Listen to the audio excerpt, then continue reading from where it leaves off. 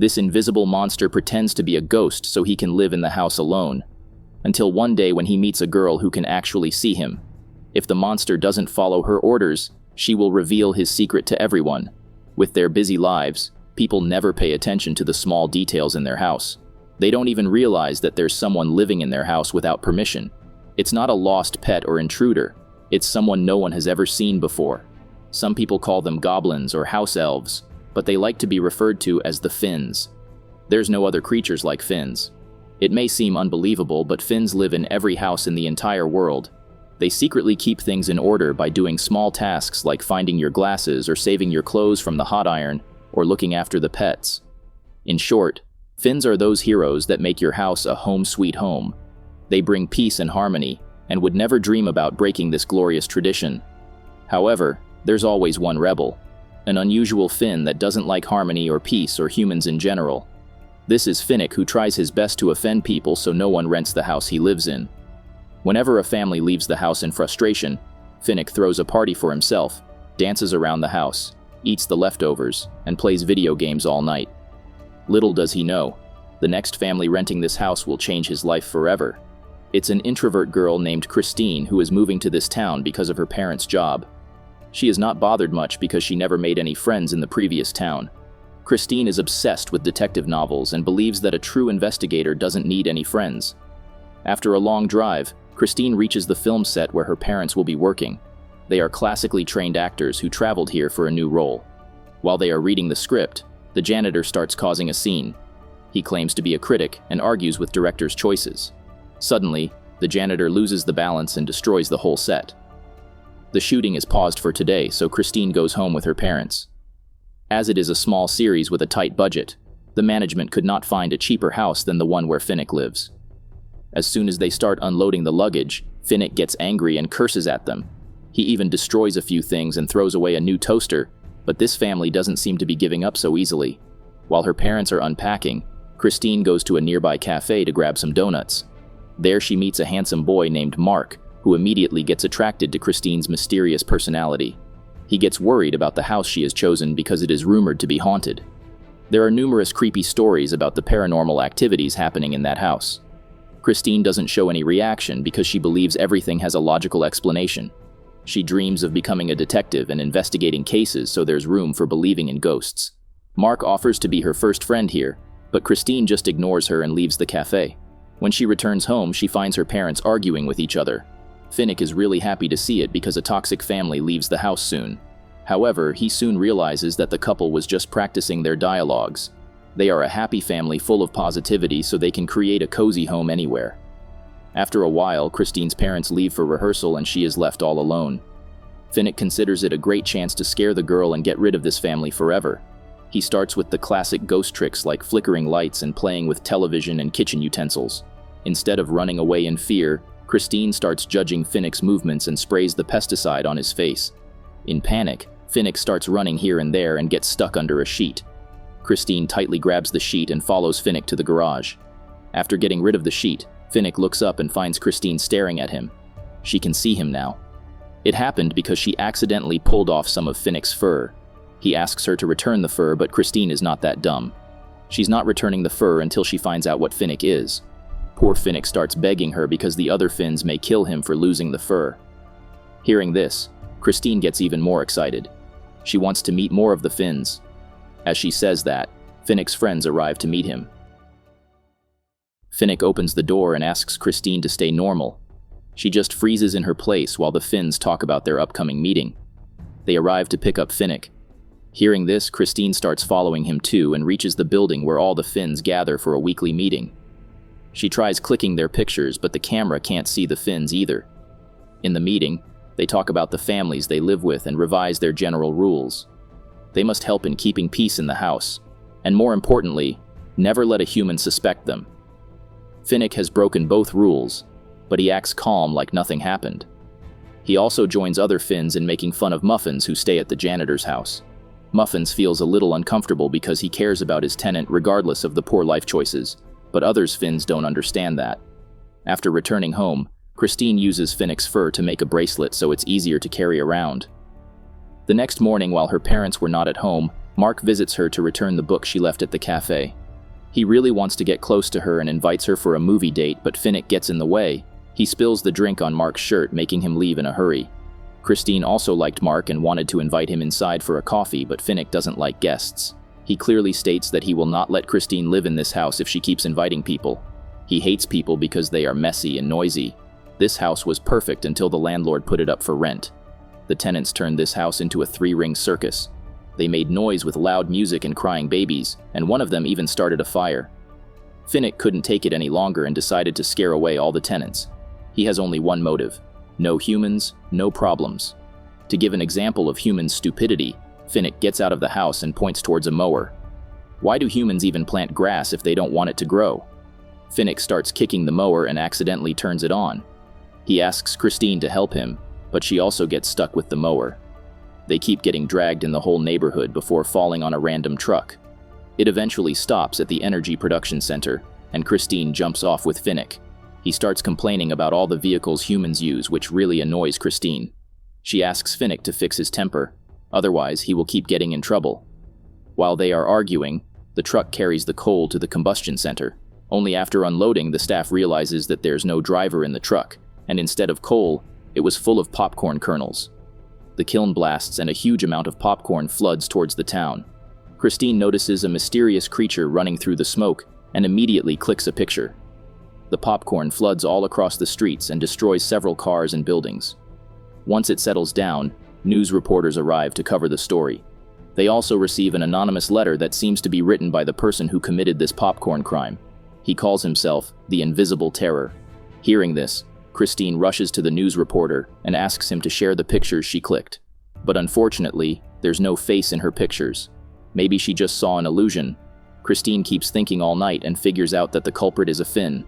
That's why no one was able to see him and he didn't get in pictures.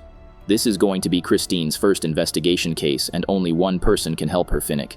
He immediately refuses to do it, but Christine promises to do anything in return. Moreover, they will experience the greatest adventure and will get the honor of saving the whole town. Finnick thinks for a while and agrees to help on one condition. Christine has to apologize to him on knees, clean his room, and return his fur. She is ready to do that, but only after catching the culprit. The next morning, they reach the place where Christine saw the culprit last time. He was getting on a purple truck. Luckily, Christine finds some footprints and starts following them. They end up in the middle of the town, and there's no more clue here. Christine asks Finnick to try sniffing, but he gets offended by the strange request. After arguing for a while, Finnick eventually agrees because he really needs to get his fur back. Unfortunately, this technique doesn't work at all, and Finnick starts shouting in anger. He's frustrated that he doesn't even realize the purple truck right behind him. It stops at the train station where the invisible Finn messes up with the train tracks. Afterward, he gets back in the truck and continues driving towards his next target. Christine and Finn jump on the train to follow the truck, but it doesn't seem to be working. Finnick is really angry because one of his fellows is doing this all, but Christine thinks that the mastermind behind this all must be a human. She knows how cruel and insensitive humans can be. She has traveled to more than 5 towns and made close friends everywhere. They used to hang out together and shared memories, but once Christine moved out, no one ever bothered to contact her. Finnick feels really sorry for her. He may want her to leave the house, but when she does that, Finnick will remember to call her. It might be just a random sentence for him, but Christine is really impressed. While they are busy talking, the train is heading towards a serious accident. As the Invisible Terror has changed tracks, the train is going to crash into another one full of mattresses and cars. Luckily, the control room notices the mistake and asks the train drivers to stop and evacuate the train immediately. All the passengers safely ran away in time, but the crash caused the mattresses' fur to fly all around in the air. Meanwhile, the evil Finn breaks into the renewable energy center and ties up all the workers. Afterward, he changes the cables that cause the windmills to rotate in the wrong direction. It creates a dangerous wind that picks up the feathers left behind by the torn-up mattresses. Finnick and Christine get in a car to run away, but they are picked up by the whirlwind. The whole city gets terrorized once again, and no one knows who did it. Christine can't take it anymore and uses her full force to get out of the whirlwind. She rushes to the energy center and unties the staff that fixes the cables. The storm is gone, but no one knows what is the next plan of the Invisible Terror. Christine is also worried for her parents, so she calls them to know if they are okay. Her mother seems really happy because the feather storm gave them a free set. They were going to film a snowstorm and coincidentally got the perfect timing. After hanging up the call, Christine analyzes the TV show episodes with the current happenings. The popcorn lava, and then the feather storm, the disasters caused by the culprit, align with the episodes of the TV show her parents work in. It means there's someone who is using plot lines from the TV show to destroy the town. If Christine can get her hands on the TV show script, she can predict the culprit's next move. She takes help from Finnick and sneaks into the director's office. Christine reads the script for the upcoming episode and finds out about a wheel that is going to roll around the town. She starts wondering how a poor wheel can cause terror, but then she turns around and sees the giant Ferris wheel in the amusement park. This is what the script is talking about. After a while, the director returns to his office, so Christine and Finnick immediately run away. While trying to find a hiding spot, they notice the purple truck outside the building. As there's no driver, Christine opens the truck to check what's hiding inside. Surprisingly, it's empty, but before Christine can jump down, the truck starts moving and takes her along. The door gets locked and now Christine is badly stuck. For the first time in her life, she is feeling scared and unsafe. After a while, the truck stops at a house and someone opens the door. It's the janitor that was fired from the TV show. Luckily, he is really kind and volunteers to help Christine in her investigation. After getting inside his house, Christine tells the janitor about the existence of fins because she believes Muffins is the one helping the culprit. The janitor understands the situation, but he doesn't think that anybody will believe Christine's story because they can't see the fins. Saying this, the janitor shows the fur bracelet he's wearing. He's the one helping Muffins in the crimes. Christine gets really scared and tries to run away, but the door is completely locked. She tries to act calm and asks the janitor how he made those genius criminal plans. The janitor loves to be interviewed like an actor and starts telling his life story. He grew up watching villains on TV and wanted to play similar roles, but no one believed in his talent. He got lonely and wished to have a true friend. On the other hand, Muffins was mocked by his fellows, so he also yearned for a good friend. When the janitor got fired, Muffins gave him a fur bracelet and offered to be his friend. The janitor got scared at first, but then they became best friends and decided to show the town how talented he is. If they don't allow him to be on the TV show, he will become a villain in real life. Christine distracts the janitor to escape through the other door, but it only leads to a secret cage.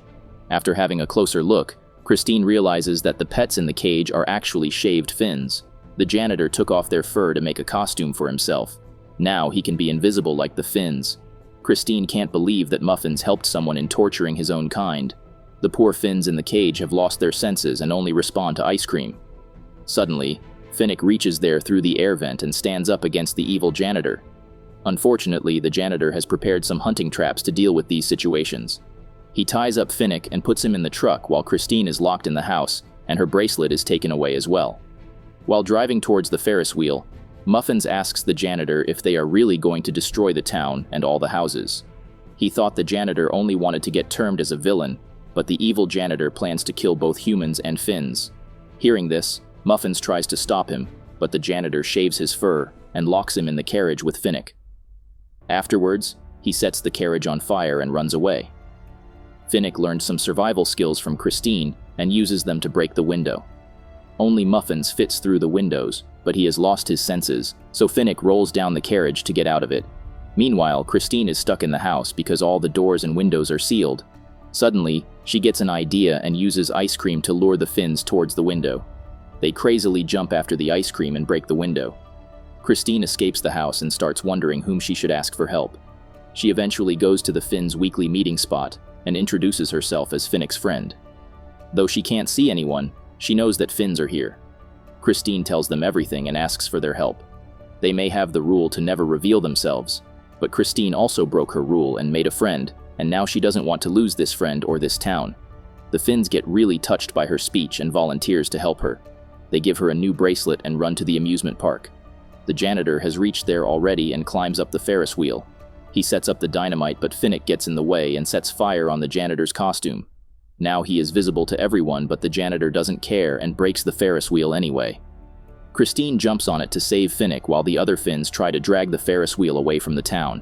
Christine's parents notice her too and come forward to help. By working together, Christine's family and the Finns succeed in throwing the Ferris wheel in the water and saving the town.